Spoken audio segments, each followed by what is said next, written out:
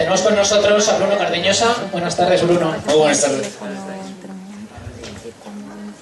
Como es, perfecto. Muy bien. Muy buenas tardes, decía, encantado. Bruno Cardeñosa, periodista, escritor, investigador y experto en temas de misterio. Has trabajado en radio, televisión y prensa escrita, pero de todos estos medios, ¿cuál crees que es el que te da más libertad? Yo, es decir, uno es trabaja en un medio, trabaja en otro. Tengo la suerte o la fortuna de haber estado en todos o de estar en prácticamente todos, pero sobre todo la libertad se la da uno mismo. La radio permite unas cosas, la prensa permite otras, la televisión permite otras, y hay que intentar adaptarse a donde estás y conseguir cosas. Por ejemplo, la radio permite, en este caso permite entrevistas más en profundidad que la televisión, permite intimar más, sobre todo porque no tienes que pensar en tu aspecto, en cómo estás, sino estás pensando solo en la persona que tienes enfrente. Y la prensa te permite una cosa que creo que es muy buena: puedes entrevistar a alguien durante horas y horas, pero esa entrevista no va a salir tal cual, ¿no? Entonces, y te permite otro tipo de reflexión y pensar mucho sobre lo que estás escribiendo. O sea, cada cosa tiene su ventaja y su inconveniente. Y sobre todo la libertad para trabajar se la da uno. La radio es maravillosa precisamente por la parte personal e íntima que tiene, y sobre todo porque tiene un algo que yo no sé definir, que es el contactar con la gente.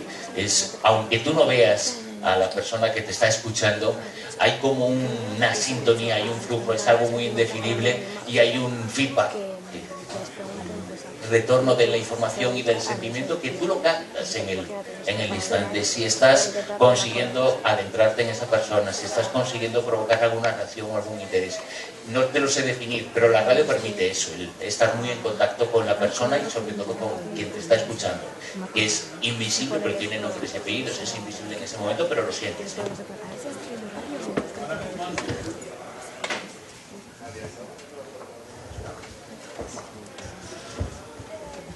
Ahora mismo nos encontramos en un mundo en el que lo digital ya no solo ha cobrado mucha importancia, sino que se podría decir que los medios digitales se han convertido en los protagonistas.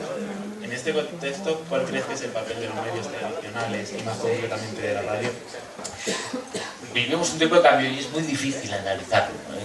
Porque tenemos la perspectiva de que lo estamos viviendo en este momento, pero seguramente dentro de 50 años se estará viviendo otro cambio y lo digital nos quede absolutamente en la prehistoria. No somos capaces de predecir eso. Tenemos que vivir lo que vivimos. Yo creo que lo que vivimos, hay problemas e inconvenientes, como en todo, pero tenemos que disfrutarlo. Yo creo que es muy bueno para la radio, para la comunicación en general.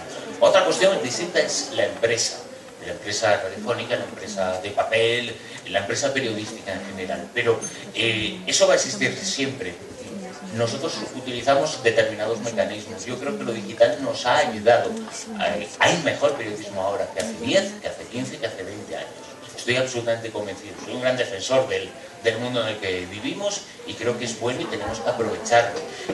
Los problemas no son los problemas del tránsito de lo digital o de lo analógico a lo digital. Los problemas son los problemas sociales, los que todo el mundo vive en su vida cotidiana, y nosotros en el mundo de la radio, en este caso concreto, porque estamos en ese mundo. Pero es un problema más económico que de libertad. Yo creo que el mundo digital ha generado más de libertad, ha generado que cualquier persona pueda hacer llegar, oír su voz y su opinión al mundo, a todo el mundo, a toda la población, y eso es bueno. La radio, claro que vive una transformación, pero ¿es mala esa transformación? Es decir, en mi opinión, para nada. A mí me está permitiendo hacer un programa de radio por la noche, y extraordinario y estupendo que nos escuchen por la noche, porque en el EGM, que es la gran esclavitud que tenemos los medios de comunicación radiofónicos, nos contabilizan por eso, porque tiene una función comercial, pero me está permitiendo que mañana por la mañana el señor que no me podía escuchar por la noche porque tiene su propia vida normal, me pueda escuchar porque simplemente se pone el podcast. O sea, yo creo que el tránsito es muy bueno y al medio de comunicación está afectando para bien, y tenemos que estar más atentos, y nos está permitiendo estar en contacto con mucha gente a través del Facebook, a través de las redes digitales, pero estamos llegando a mucha más población, muy difícil de medir, y tienen que adaptarse ciertas circunstancias, tienen que adaptarse el EGM, tienen que adaptarse determinados medios. Todo el mundo en su vida, no políticamente, en su vida y en donde se mueve es conservador, le dan miedo los cambios, porque todo el mundo vive muy tranquilo en su área de confort, ¿no?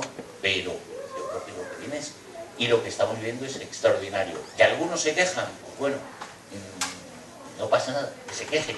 Siempre ha habido quejas. Algunos se quejaban cuando se pasaba en la prensa de los tipómetros a los ordenadores. Y era malo, para nada, en absoluto, ¿no? Yo creo que este momento es muy bueno para los medios de comunicación y hay más periodismo que nunca. Todos estos cambios de los que hablabas, los hemos vivido. Estos cambios de los que hablas los hemos vivido también en La Rosa de los Vientos, ¿no? Que es el programa por el que más se te conoce. Sí. Programa que diriges y presentas y que estás dando ahora la sintonía. Si tuvieras que contarle a alguien que no lo conoce, ¿cómo le describirías La Rosa? Un programa sobre todo, porque tratamos, yo creo que al final todos los temas, es decir, se tratan temas de actualidad, siempre respiramos de la actualidad, de un programa sobre infinidad de temáticas en la que puedes vivir el ayer, contamos cosas de historia, hoy vamos a hablar de historia, porque dura sin más, contamos cosas que están pasando ahora. Hoy vamos a hablar sobre la influencia y cómo nos puede estar afectando en algunas cosas que no percibimos la CIA, el Servicio de Inteligencia Norteamericano, en nuestro día a día, en la política nacional. Y es un programa sobre todo, yo creo que el nombre del programa, que puso Juan Antonio, que es La Rosa de los Vientos, tenía que ver con ese símbolo, el símbolo marino, son los 32 rumbos, porque él quería tratar 32 temas, una forma de decir que hablamos de todo. Entonces, ese es uno de las cosas que significa el programa. Y la otra es que presentamos una forma de pensar en el mundo alternativa, lejos de otras influencias. Intentamos acercarnos a otro modo de ver la realidad, de ver lo que vivimos en día a día y que en muchas ocasiones está más en sintonía con lo que vive la gente y con lo que piensa la gente, porque estamos lejos de influencias. A veces hacer un programa radio nocturno tiene sus inconvenientes, porque los tiene, evidentemente, pero tiene sus otras ventajas, y es que el señor que se sienta en el Congreso de los Diputados no te va a escuchar, y eso es fantástico, ¿no? O sea, Hemos seleccionado unos cortes de algunos de los temas de los que habéis hablado en La Rosa de los Vientos. Con cosas tan interesantes y apasionantes y fascinantes como el descubrimiento de la obra de arte más antigua jamás hallada.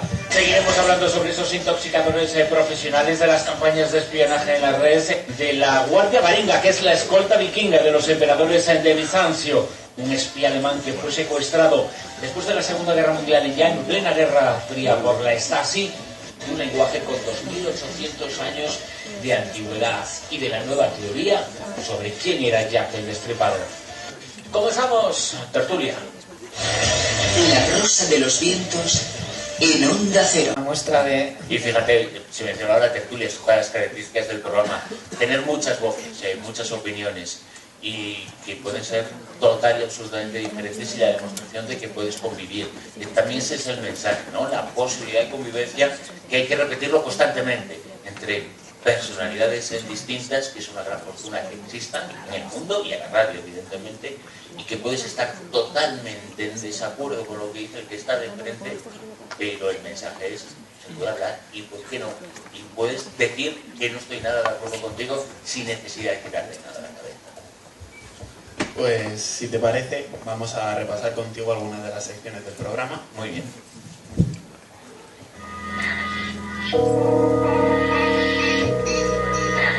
Materia reservada 2.0. Materia reservada es la primera que estrena los sábados, y es probablemente la sección que solo podemos encontrar en La Rosa de los Vientos. Es una sección dedicada al espionaje y a la información más exclusiva en materia de inteligencia. Hay pocas personas en este país con la información que dispone Fernando Rueda, que es el responsable de esta sección, y más importante, que esté dispuesto a contarla. Preparando esta entrevista había una cosa que teníamos claro que no podíamos dejar de preguntar. ¿Quién es aquella chica del vestido rojo que informaba a Fernando Rueda? Eso te lo tendrá que responder Fernando Rueda. Yo se lo he preguntado muchas veces y no lo ha respondido nunca. Como buen periodista que es Fernando, él tiene sus fuentes y nunca revela sus fuentes, y la información, la chica que le daba a conocer informaciones seguramente eran todas las chicas y chicos del mundo, todas sus fuentes de información que en un momento determinado eran unas u otras, y daba a conocer determinados datos. y de vez en cuando lo hace. También la desgracia del programa es que el fútbol ahora interesa mucho y hay que alargar los programas deportivos y hemos tenido que acortar un poquito el nuestro. Entonces ha habido algunas mini secciones, nunca ha desaparecido una sección, pero bueno, ha habido que recortarla, y ese puntito final con Fernando Rueda, pues de momento lo hemos dejado apartado, pero Fernando nos cuenta toda la actualidad desde esa perspectiva, desde, yo creo el nombre de la sección lo dice bien a las claras, reservada. Vivimos en un mundo de secretos, y el 2.0 que le pusimos en los tiempos recientes, al final el 2.0 era decir que todo ese mundo reservado, secreto, que nos afectaba, también estaba muy metido en el mundo digital. Hace poco nos hablaba, y creo que en una de las introducciones que hemos escuchado nos hablaba de aquellos agentes de inteligencia que utilizan las redes como intoxicación, como herramienta, como una herramienta más para llevar a cabo su trabajo. Nosotros tenemos que vivir siempre de cara a la actualidad, de cara a lo que ocurre, sentir lo que a la gente le pasa. Y Fernando Rueda es, la sección de Fernando Rueda es, junto a la de Escribano de Cine, la más veterana del programa, tanto que Fernando Rueda estaba en el programa antes que yo. Yo presentando llevo 7 años, el programa creo que lleva 17, que son los años que lleva Fernando en el programa. Yo llevo 16 en el programa, y Fernando es un clásico del programa, y queridísimo además por todos nuestros oyentes, y tratamos eso de mostrar que no toda la apariencia es sincera, no todo lo que se ve es la realidad, que siempre hay algo detrás de la realidad. Dices que existe materia reservada, que no está disponible, pero en cambio hay otra información, ¿no? Que tenemos, aunque nosotros mismos ponemos en la red, es decir, qué somos, qué hacemos, quiénes somos, muchas veces se encuentra en un ordenador, y damos nuestra información en Facebook, en Twitter, y no nos importa. ¿Crees que actualmente es seguro trabajar en un entorno tan conectado en la red? No es seguro, eso con toda seguridad. Depende mucho de nosotros. Las redes son buenas, pero a veces nos extralimitamos en esta sección, con Fernando Rueda lo hemos contado muchas veces, nos extralimitamos a la hora de exponer nuestra vida. Primero, porque estamos dando una serie de pistas, ya no solo a servicios de inteligencia, a quien puede interesarle una cosa u otra, sino estamos poniendo todo lo que somos a disposición de unos de los Big Data, de esos grandes ordenadores que analizan, interesa tal cosa, interesa tal libro, interesa tal comida, interesa tal radio, y toda esa información que estamos dando, estamos desvelando, no hemos descorrido el tapiz que teníamos delante de lo que éramos nosotros, y lo estamos poniendo a servicio ya no solo de nuestro entorno más conocido, que a veces tampoco es lo más seguro, pero estamos poniéndolo, no sabemos a disposición de quién. Creo que no estamos siendo todo lo correctos que debemos ser, o corrección en cuanto a coherencia.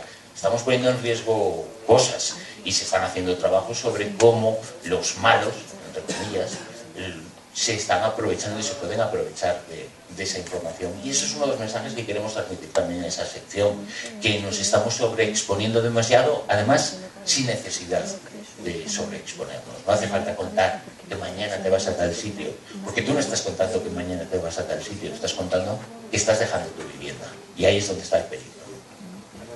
Con esta pregunta damos por terminada materia reservada, y vamos a dar paso a una de las secciones más majas del programa, la Zona Cero, que como ha salido antes es una tertulia alternativa de temas muy variados. Pues habéis tratado tanto desde el clásico Roswell hasta el fenómeno Hum, pasando por los Oparts o incluso la maldición de los mayas. Así que adelante, Zona Cero. La Zona Cero.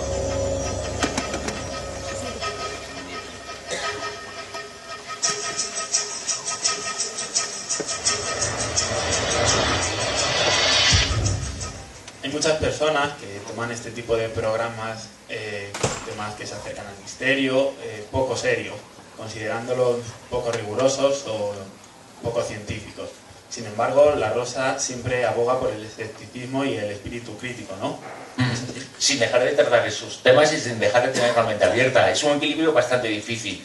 Es muy bueno, y algunos medios lo hacen, y yo no lo voy a discutir, el hablar de una forma muy crédula de determinadas temáticas, pero igual que esa no es la realidad, tampoco lo contrario, lo es el negar absolutamente todo.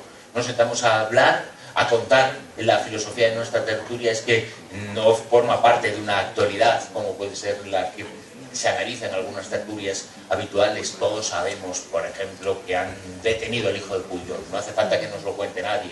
Nosotros sí tenemos que contar que se ha descubierto una escritura maya de tantos años y que decían esto y que preveían esto sobre su futuro. Contamos la información y después reflexionamos y analizamos sobre esa información.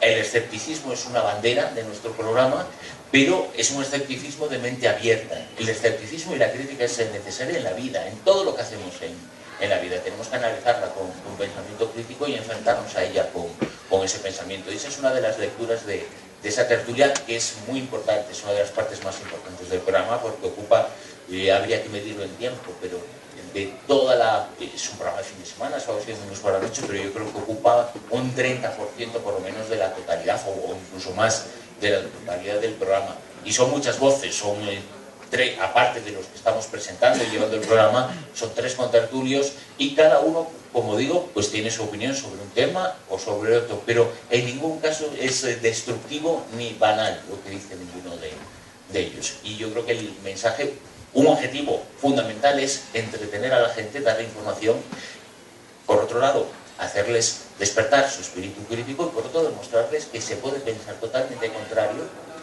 porque ante una información, la información es un hecho, pero luego se puede interpretar de diferentes formas y uno puede tener una interpretación totalmente distinta a la otra y no pasa nada, y debatimos sobre ella, hablamos sobre ella, ¿no? Y las redes además nos están permitiendo saber también lo que uno u otro está pensando, y también el correo electrónico, eso que antes decía que dentro de 50 años no sabemos cómo serán el mundo, y estamos hablando de lo digital. El correo electrónico pensábamos que era una revolución hace 10 años y lo fue. Ahora se reciben 4 correos electrónicos, fíjate lo que ha cambiado el mundo, ¿no? Comentando un poco más el asunto de los mayas, estamos en el año 2014 y el mundo no se ha acabado. Como lo dijimos, ¿verdad? Que tampoco hacía falta ser ningún hombre para decir que el mundo no se iba a acabar. Se equivocaron, por lo menos por lo que decían los mayas, ¿eh? ¿Se equivocaron o es que no se entendió el mensaje? No se entendió porque no hubo ningún mensaje. O sea, y en el programa lo contamos. La historia de que en el 2012, el 21 de diciembre del 2012, se acababa el mundo según los mayas, jamás dijeron nada similar los mayas. Los mayas sí, como nosotros, medían el tiempo por determinados ciclos, igual que nosotros lo medimos por nuestro ciclo solar, del 1 al 31 o al 30 de cada mes, y luego 12 ciclos de 30 días a lo largo del año. Ellos también tenían el suyo se acababa, pero tras acabarse comenzaba otro. Hay una profecía, que no es ni siquiera profecía, es un calendario maya que se encuentra en una ciudad, en Cobán, que es una ciudad de la zona de Yucatán, que está cercana a la conocidísima Chichén Itzá, la pirámide de Chichén Itzá. Todo el mundo la ha visto alguna vez en imágenes, pero Cobán es mucho más espectacular que Chichén Itzá, pero no es tan publicitaria ni el turismo ha llegado tan fácilmente. Y ahí se encontraron unas esquelas en donde se hacía referencia a eso. Y hubo un señor, que se llamaba José Argüelles, que falleció el mismo 2012, no deja de ser paradójico, y este señor hizo una lectura de esa profecía absolutamente delirante, sin ningún sentido, pero tuvo un impacto que trascendió a él mismo y provocó que todo el mundo hablara de la profecía de los mayas como si los mayas hubieran anunciado. Eso simplemente ellos indicaban una posición astronómica para esa fecha y él hizo su lectura. Y todo eso no sabría explicar por qué ni en qué momento se convirtió en la profecía maya, pero tanto es así que se hicieron bastantes locuras con el tema, movió un poco sentimientos a veces incluso un tanto primarios en la gente que tenía acceso a esa información, pero el origen de la información incluso era erróneo, porque esa profecía, y que él hablaba del 2012, en realidad esa profecía hablaba del 2011, pero ya una vez que está montada la tendencia general, pues ya nadie se acordaba que hubo un señor en un librito que no vendió nada, pero fíjate después lo que se montó, hablaba de una profecía de los mayas, pero no existió tal profecía de los mayas. Los mayas eran una civilización extraordinaria y fantástica, muy avanzada en algunas cosas, más primitiva en otras, lógico, porque estamos hablando de una civilización que con la llegada de Colón y de los españoles a América entró en declive y que nos dejó sus enseñanzas como todas las que han existido en el pasado. Y eso es un poco el mensaje que quisimos transmitir. Sin éxito, porque cada vez que hablábamos, al día siguiente, otros seguían la cosa de la profecía maya, pero si te das cuenta, por lo menos, afortunadamente, se dejó de hablar de la profecía maya en cuanto teóricamente a todo. Yo no sé quién se podía creer que los mayas profetizaron eso, ¿no? Y además, si lo hubieran profetizado, ¿qué? Es decir, profecías han hecho todos en todas las culturas y no aciertan. O sea, no, aunque lo hubieran profetizado así, no pasa nada. Los mayas también se equivocaban, ¿no? Queríamos ahondar un poco en otro de los temas de la Rosa de los Vientos, así que te vamos a mostrar una imagen y nos gustaría que nos contaras qué es.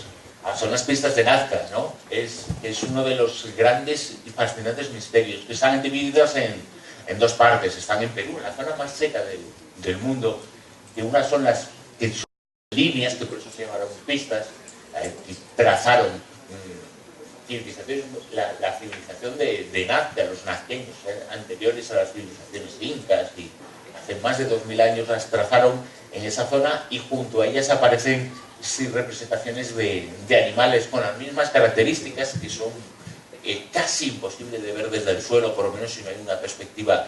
Ahí hay todavía son un misterio la utilización. En principio sí hubo alguien que dijo, bueno, ¿qué van a hacer eso si no pistas de aterrizaje? Y dices, perfecto, nos visitan de dos mundos y utilizan pistas de aterrizaje, eso es lo normal, no tiene ningún sentido. Si nos visitan desde otros mundos, no necesitarían pistas de aterrizaje, bien, por ahí en cualquier sitio, sí, casi ya no las necesitamos nosotros, ¿no?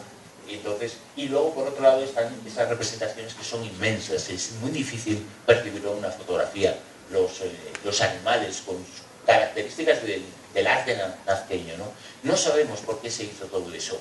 Sí que hay teorías sobre el hecho de que se trate de una de las zonas más secas del planeta, la posibilidad de que esas pistas marquen lugares acuíferos, lugares en donde se podía encontrar agua, porque el agua ha sido siempre necesaria, y esa civilización se desarrolló hasta el punto de hacer cosas muy importantes, y fue gracias a que pudieron rescatar agua de algunos sitios, y que pueden marcar también otras construcciones arqueológicas del pasado, que pueden marcar también posiciones estelares. La astronomía ha sido muy importante a lo largo de la historia. No sabemos exactamente cómo la construyeron, cómo llegaron a percibir esa posibilidad de poder hacerlo, pero no utilizaron tecnología avanzada para nosotros, pero seguramente avanzada para ellos sí. La historia ha demostrado que el ser humano ha entrado muchas veces en agujeros negros de conocimiento, en la Edad Media en algunos sentidos lo fue, entramos en un agujero negro y después con el tiempo se sale, esa información está ahí, no quiere decir que nos la diera alguien, sino que se perdió, ese conocimiento se perdió y luego vuelve a aparecer y se mejora. Es la historia de la humanidad y los habitantes de Nazca, capaces de hacer eso, que es una de las auténticas joyas del pasado. Y lo curioso y lo que nos puede hacer pensar es que solamente desde arriba se puede ver y preguntar qué es lo que era, ¿no? Vale, para terminar con la sección de la zona cero, queríamos decirte, la tertulia ha ido cambiando de integrantes con el paso de los años, desde aquella mítica tertulia de las 4 Cs, con Cebrián, Canales, Callejo, Cuesta y tú mismo, hasta la actual con Lorenzo Fernández, Sánchez Oro y Carballal. Con cada nuevo equipo también han ido cambiando los temas de la tertulia, habiendo algunas temporadas que quizás han sido más históricas y otras que han sido más cercanas a lo desconocido. La tertulia actual, ¿cómo la calificarías? Entre unas y otras, ¿en qué punto estaría? Evidentemente cada persona tiene su corpus de temas que le interesan, pero que van variando con el tiempo, ¿sí? y en cada momento. Circunstancias de la vida tan desgraciadas como la desaparición de Juan Antonio evidentemente provocó que no siguiera en ningún momento las 4 Cs, aunque los siguientes integrantes, por lo menos temporales de la tertulia, también se empezaba por C, pero fue algo que ni siquiera nosotros percibimos. Luego unos se van, otros vienen, otros tienen sus otras inquietudes y la gente cambia. ¿Cómo definiría la actual? Yo creo que es la más crítica de todas las tertulias que hemos tenido hasta ahora, en estos casi 2 décadas. Es la más crítica, la más analítica, pero a la vez también es la más periodística. Es la que vive más lo que se siente, lo que piensa la gente y lo que está pasando. Está más vinculada a cosas de actualidad, aunque podamos hablar del pasado, pero siempre hablamos de un descubrimiento reciente o de una investigación reciente que alguien ha propuesto y que nos sirve para hablar de ese tema. Yo creo que es por un lado la más periodística y por otro la más crítica y racional de todas las que hemos tenido hasta ahora, ¿no? Pero cada persona trae sus temas, aunque algunos se puedan comentar previamente, pero cada uno tiene sus inquietudes, pero es que ni siquiera las inquietudes que puede tener cualquiera de las personas que has mencionado, Lorenzo Fernández, Manuel Carvallal o Sánchez Oro, hoy, tienen que ser las de hace un año o pueden ser las de un año después, pueden variar total y absolutamente, pero yo creo que es la más dinámica, y los resultados lo dicen, que es, por lo menos a nivel de audiencia, jamás ha funcionado tan bien la tertulia. Y yo estoy encantado con ellos, además tengo una relación extraordinaria con todos los integrantes de la tertulia. Me lo paso muy bien, tanto es así y tan tranquilo me siento que yo a veces que digo, bueno, es obvio que hablen ellos, ¿no? Y ese es el éxito además de un presentador de un programa, pero es que es hablar poco también, ¿no? Porque el trabajo es previo, ¿no? Y ya los has puesto en la seta, ¿no? Pues con esto vamos a dar paso a la última sección del programa que trataremos en esta entrevista. Un mundo feliz. Esta última sección es Un Mundo Feliz, es tu sección, y siendo la tuya nos gustaría que nos contaras a nosotros y a nuestros oyentes en qué consiste esta sección. Imponer de mala leche a la gente, fundamentalmente, ¿no? Además, por eso lo hago al final del programa. Les hemos puesto sonrisas durante el programa y siempre al final del programa, del último programa de la semana, metemos esta sección que es un poco un rinconcito personal, ¿no? Es una sección que, aunque con la filosofías parecidas, ha ido variando con el tiempo. Primero se llamó La Cara B, que hablaba sobre la cara oculta de la humanidad, sobre lo que no vemos siempre. Después era La Voz de los Condenados. En un mundo como el que estamos hay muchas personas que sufren la injusticia, sufren la pobreza y sufren las cosas que ocurren en el mundo, y era ponerles voz un poco a ellos, a sus inquietudes.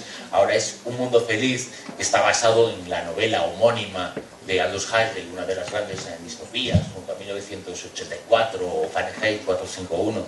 Y entonces, con esa filosofía de crítica del mundo, cuentas una serie de cosas que quizá no están por lo menos en los grandes medios de comunicación. Y con eso cierro el programa. A veces se cuentan cosas muy duras.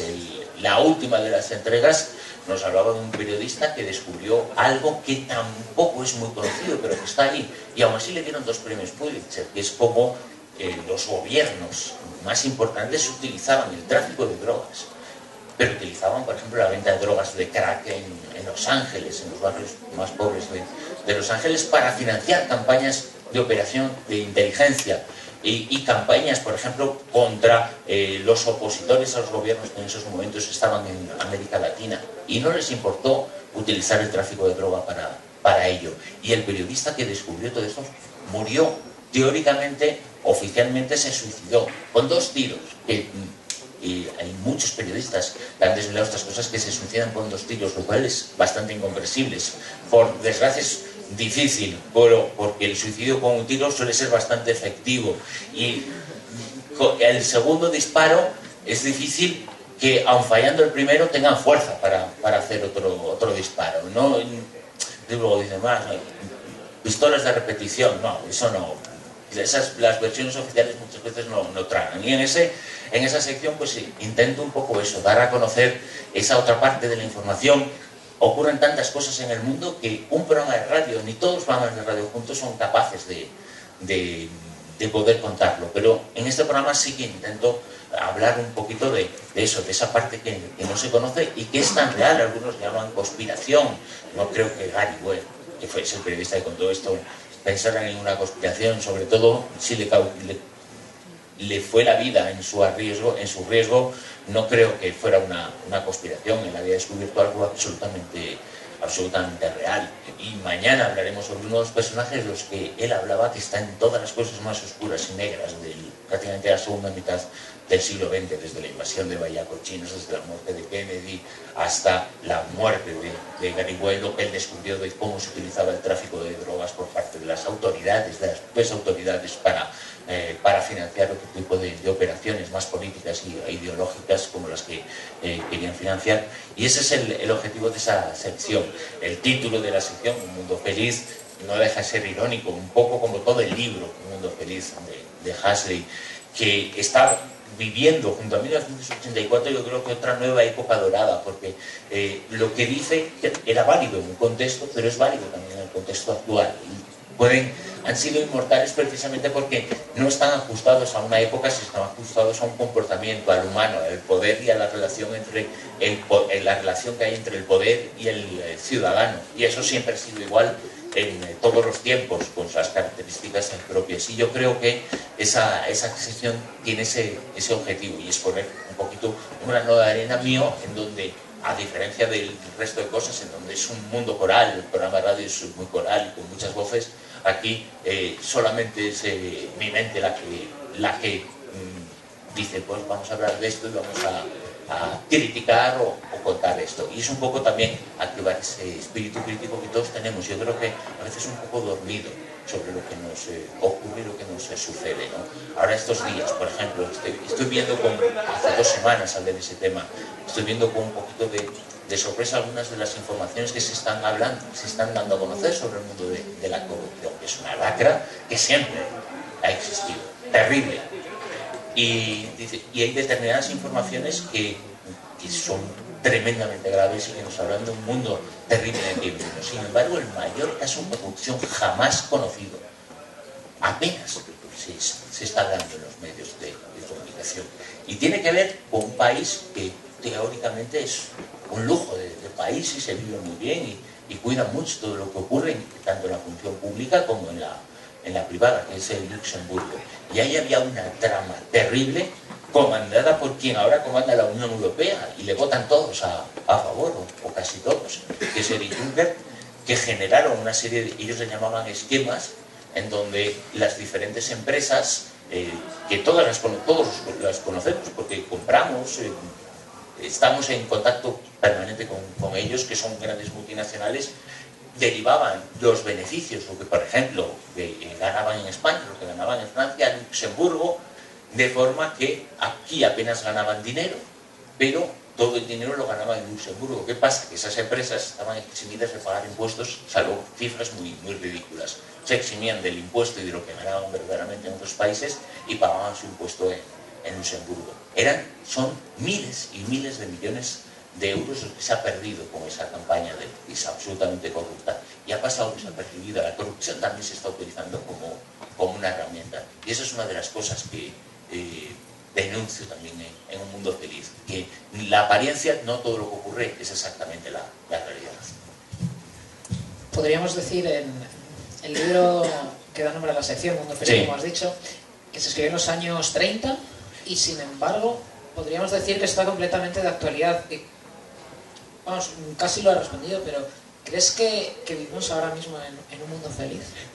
Hay una frase, un mundo feliz está hecho en un contexto determinado, pero las ideas son perfectamente válidas. De hecho, yo he hecho un libro a raíz del éxito enorme e inesperado que ha tenido esa sección. He hecho un libro en donde cada capítulo lo he iniciado con una frase sacada de Un Mundo Feliz, y es una frase que es totalmente válida hoy en día. Luego la podemos pensar en determinadas cosas, pero hay una que representa perfectamente lo que es ese mundo feliz, ¿no? Mientras todo esto pasaba, que lo decía Huxley, algo así, mientras todo esto pasaba, la gente vivía cegada por las luces de los grandes anuncios, ¿no? No estaba hablando de anuncios, estaba hablando de cómo nos ponen por delante determinadas cosas que nos hacen olvidar lo que de verdad ocurre. Entonces nos cegamos con esa realidad, nos cegamos con esas cosas maravillosas que aparentemente tiene el mundo, y por detrás eso sirve para que podamos maniobrar. En el caso que contaba, por ejemplo, una de las empresas que aparecía era IKEA, ¿no? Que resulta que en España casi apenas ganaba dinero. Las tiendas están llenas, ¿no? Pero nos maravillaban y nos maravillan con esos muebles baratos, fáciles de montar y extraordinariamente bien puestos en las tiendas. Pero claro, IKEA España no era lo mismo que IKEA Luxemburgo. IKEA España pagaba unos derechos de utilización a IKEA Luxemburgo. El dueño era el mismo, pero las empresas eran distintas.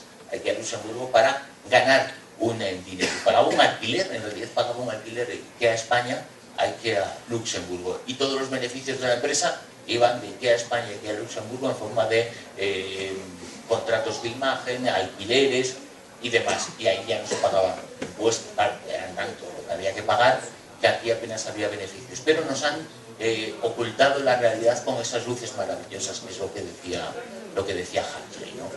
Y eso es lo que denuncia esa sección, lo que denunciaba Huxley, que no nos dejemos engañar por las luces del mundo actual, por las cosas buenas, porque detrás, aunque sean, detrás hay una forma de utilizarlas, y cuando nos deslumbran provoca que otro por detrás, el que está manejando eso que nos deslumbra, nos pueda estar haciendo otra cosa. El libro que da nombre a tu programa, vamos a pasar al libro que es consecuencia de él, que ya lo has nombrado. Esta semana ha salido a la venta tu último libro, Un mundo infeliz. En él recoges algunas de las denuncias que has ido realizando semanalmente, como la guerra en Ucrania, el avance del ISIS, la experimentación de los nazis. Nos están ocultando una cara B. Totalmente. Por ejemplo, has mencionado lo del ISIS. Lo del ISIS, cuando escribí el libro, aunque ha salido ahora, pero hace apenas 2 meses que todos lo conocíamos como ISIS, ahora lo conocemos como Estado Islámico, da igual el nombre que le pongamos, son esos terroristas bestiales, brutales, que hacen cosas absolutamente enfermizas y alocadas en Siria y en Irak, fundamentalmente, aunque existe miedo a que actúen en cualquier otra parte. Bueno, pues esos que hoy teóricamente son enemigos del mundo occidental, esos mismos terroristas, esos mismos personajes, eran nuestros aliados, digo nuestros, del mundo occidental. Hace 4 días, cuando queríamos echar a la calle al dictador, que es un dictador y otro tirano, en Siria, el hombre que dirigía la oposición, que eran pacíficos, extraordinarios, demócratas y maravillosos, que dirigía la oposición en Siria, está ahora en el ISIS. Entonces, ¿cuál es el juego, no? O esos que eran antes en Libia, porque muchos de los que están ahora en Irak y en Siria venían de Libia, estaban luchando junto a nosotros. Y cuando digo nosotros no me estoy refiriendo a los que estamos aquí, me refiero al mundo occidental, porque Estados Unidos y Europa estaban luchando junto a los que eran buenos, a los que teóricamente somos buenos, estaban luchando para echar a Gaddafi de Libia. Y eso hace 4 días. Y los que mataron a Gaddafi eran ellos. Y les pusimos medallas por eso, ¿eh? Y sin embargo, ahora son mártires. Bueno, pues eso es lo que pretendo contar en el libro y lo que cuento en la instrucción. Que no todo es tan bueno. Y todo esto arranca de Bin Laden, por ejemplo. Al que acusaron de tirar las Torres Gemelas y de poner el mundo patas arriba, 4 días antes estaba pactando él y su familia con las empresas del sur de los Estados Unidos que llevaban los que después serían sus enemigos. Es decir, y eso ha pasado con todos los tiranos y dictadores y terroristas a lo largo de la historia. Han sido nuestros amigos mientras se han interesado y a veces son nuestros enemigos. Pero cuando son nuestros enemigos, algunos se olvidan de que fueron sus amigos. Y eso es un poco la intención, que fueron nuestros amigos. Eso es un poco la intención del libro, de mostrar y contar que no nos han dicho toda la verdad sobre muchas cosas. Hay especialmente un tema que nos llama mucho la atención, del que tratas en el libro y del que poco se sabe, que es el coltan. El coltan es lo que creo que no me erraré si digo que cada uno de los que están aquí y los que estamos aquí tienen un teléfono móvil, ¿verdad? Que levante la mano quien no tiene un teléfono móvil. Pues no lo levantarán aquí ni en ningún sitio nadie, ¿no? Bueno, pues ese teléfono móvil funciona gracias al coltan, por ejemplo. El coltan es un mineral que es un conductor de energía, de electricidad, que con muy poca cantidad consigue muchas cosas. Las naves espaciales también tienen coltan, las centrales nucleares, pero forma parte, es necesario para nuestra vida. El coltan tiene un problema. El problema es que existe en muy pocos sitios. Existe fundamentalmente en una zona del mundo. El coltan que nosotros utilizamos, hay otro peor calidad en Colombia, pero el coltan que nosotros utilizamos está en una región del Congo, fundamentalmente. Y en esa región del Congo se extrae el coltan que después llega. Yo he visto coltan aquí, hay una empresa en Irlanda que almacena coltan y luego lo vende carísimo y lo saca pues explotando a los mineros. No solamente ellos, sino todos, absolutamente todos. O sea, todas las empresas que tienen móviles, todas tienen minas en el Congo, en donde mueren cada instante muchas personas. en unas condiciones de esclavitud bárbaras, trabajando niños, trabajando personas que ya no pueden estar 24 horas bajo tierra, o sea, una barbaridad lo que se hace para mantener una forma de vida que tenemos aquí. Yo creo que aunque necesitemos el móvil, es bueno saber que ese móvil está funcionando gracias a la sangre de mucha gente. Cuando hablamos y decimos, bueno, negros peleándose, los de la etnia Hutu y Tutsi hace 20 años y hicieron unas barbaridades tremendas, fueron barbaridades lo que pasó en el famoso genocidio de Ruanda entre los Hutus y los Tutsis, pero no se estaban peleando por otra cosa más que por nosotros. Es decir, fuimos nosotros, con nuestro dinero, los que les pagamos a ellos para que se mataran unos a otros, porque queríamos dominar y controlar esa región. Queríamos que unas empresas tuvieran más acceso al coltan de esas regiones. Y por eso se mataron. O sea, detrás de ese genocidio lo que existía era nuestra forma de vida. Decidimos que se mataran ellos para que nosotros pudiéramos tener móviles, ordenadores y tabletas. Pues no podemos vivir sin ellos. Pues bueno, cada vez que lo encendamos seamos conscientes de eso y utilicemos ese móvil, esas tabletas y esos ordenadores para denunciar que la sangre que llevamos en nuestros dedos y en nuestras manos es sangre de otros, y que eso además se podía haber evitado, porque no es inevitable, pero para que exista un poderoso tiene que existir un pobre. Pues igual en este mundo, en ese mundo feliz que denunciamos, pues sí, es así como tiene que pasar, pero no debería ser. Si existiera un mejor reparto de la riqueza, un mejor reparto del poder, evidentemente no sería así. Pero cuando hablamos de ese genocidio de Ruanda y de cuando se mataron cada minuto, creo que por dar el dato, cada minuto eran 7 personas las que fallecían. Yo en el libro dejé una línea en blanco, digo, el tiempo que has dedicado a leer, que no has dedicado a leer esta línea, el tiempo que hubieras tardado en leer esta línea, murió una persona en ese genocidio en Ruanda, y fue por el control de las minas de coltan. Y había detrás empresas que muchos de vosotros tenéis pagando ese genocidio por su control. Entonces todo eso lo tenemos que saber, yo creo que es bueno, ¿no? Vamos a terminar ya la entrevista con una última pregunta que plantea Huxley y que tú recoges en Un mundo infeliz. ¿Cómo sabemos que la Tierra no es el infierno de otros planetas? Eso me pregunto yo, como no lo sabemos, porque somos los que estamos arriba de los que estamos arriba, pese a que tengamos dificultades. Y por esas dificultades tenemos que luchar para mejorar, evidentemente. Pero ahora en este mismo instante, de las 6.000, 7.000 millones de personas que hay en el planeta, hay 2.400 millones que están en riesgo de pasar hambre. Prácticamente la mitad no tienen que llevarse a la boca hoy para comer. Hay 1.000 millones que no tienen acceso al agua. Cada día fallecen 40.000 personas, cada día. 40.000 personas porque no tienen que comer.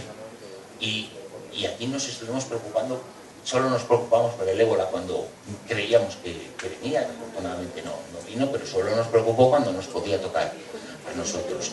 Y la situación es tan injusta en todo el mundo que ¿cómo podemos estar seguros de que el infierno, de que nosotros, la Tierra, no es el infierno de otros mundos?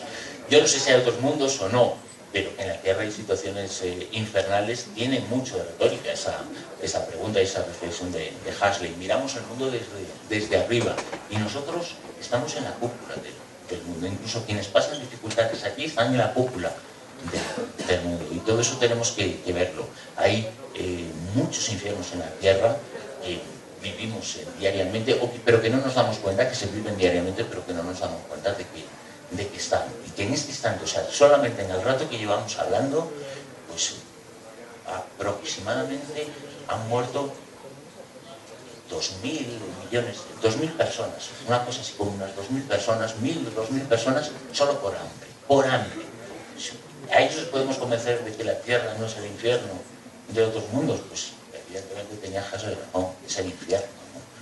Y nosotros estamos muy bien aquí, tenemos que luchar por lo nuestro, y si luchamos por lo nuestro también lucharemos por lo de otros, ¿no? No te vamos a entretener más porque No hay tienes que ir a los estudios de Onda Cero a ultimar el programa de esta noche. Para todos aquellos que quieran saber más sobre todo esto que nos has contado, sobre todo lo que no queremos ver, bien pueden leer tu libro Un mundo infeliz o escucharte todos los sábados en La Rosa de los Vientos, de 1:30 a 4, o los domingos, de 2 a 4. Y como no todo el mundo puede poner la radio, que es una de las grandes ventajas de este mundo en el que vivimos, a la 1:30, los sábados y los domingos, un poquito más tarde, como no todo el mundo puede, porque la vida es la vida, a veces hay que madrugar, en el podcast en Onda Cero.es puedes descargarte cualquier programa, cualquier fecha, en cualquier instante, por partes y por secciones. ¿Quién puede decir que este mundo digital no es bueno? Es maravilloso. Permite eso, permite que el señor que el domingo por la noche estaría encantado de escuchar la tertulia, pero que se levanta a las 10 de la mañana no lo pueda oír, pero a las 10 de la mañana pone su ordenador, pone su podcast, pone su lo que sea, o su teléfono para escuchar podcast, el programa de la noche anterior y lo puede hacer. O sea que tanto a unos como a otros que nos escuchan en directo, muy agradecidos porque eso salen en el FM, ¿no? Y si algunos escuchan podcast, pues mejor que lo escuchan en directo. Cuando le llamen, si le llaman, pero a todos ellos muy agradecidos y a todos vosotros, pues eso, que en la radio a cualquier hora, ahí estamos. Muchas gracias por haber estado con nosotros.